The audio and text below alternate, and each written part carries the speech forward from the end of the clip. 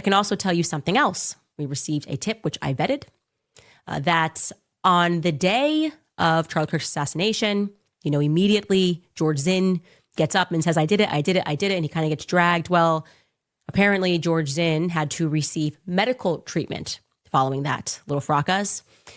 And he told multiple nurses and doctors that he did it because he was being paid to do it. He said he had not been paid yet, but he was going to receive payment. He didn't know from who. That's interesting.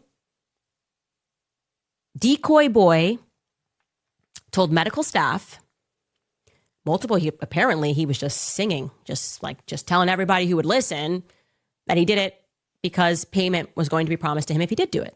What does that tell us? We should definitely dig into George Zinn. We should definitely try to confirm this relatively strong tip that he has connections to the feds, because it would be very interesting if the feds were going to pay George Zinn. I'm not saying they are, but yeah, why wouldn't he know? I mean, make that make sense. Why wouldn't George Zinn know where the payment was coming from? You can look at me. Try to ignore this camera in your face. What's your name? Angie Martin. Spell your first name for me, Angie. A-N-G-I-E. Okay, and standard spelling on Martin, just to be safe? M-A-R-T-I-N. I'm guessing you were at the event as well? Yes. Where were you at in relation to the stage? I was about ready to go in at the front doors when I heard the gunshot. So I tucked away under because I'm a retired police officer. Okay. So I was worried about the people being trampled, and then the students started rushing out. And that's when I grabbed two students. One was about ready to pass out. We took her. One of the guys carried him. We carried him and went through the tunnel.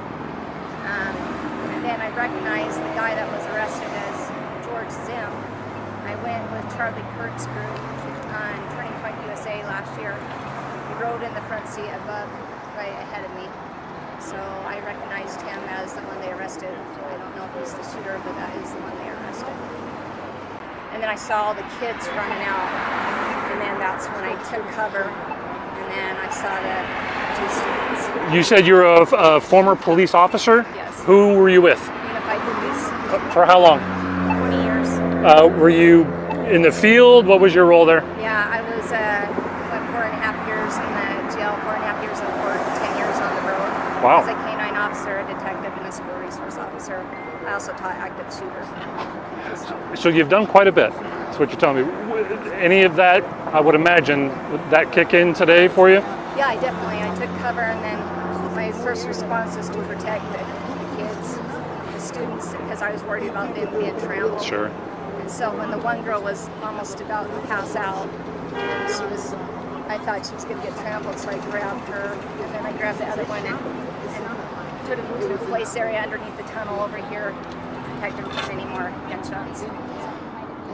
What's your thoughts on this? I know George from several events I've been to. He always struck me as a little bit odd. I know he's been banned from church property and the Herberts and Governor Cox. But he's a different guy. I'm not saying he's a shooter, but I recognize him as being the guy that was arrested. So yeah. I recognize the guy that was arrested as George Zinn. I went with Charlie Kirk's group on Turning Point USA last year. He rode in the front seat above, right ahead of me. So I recognized him as the one they arrested. The guy that was arrested as George Zinn. I went with Charlie Kirk's group on Turning Point USA last year. He rode in the front seat above, right ahead of me. So I recognized him as the one they arrested. I don't know if he's the shooter, but that is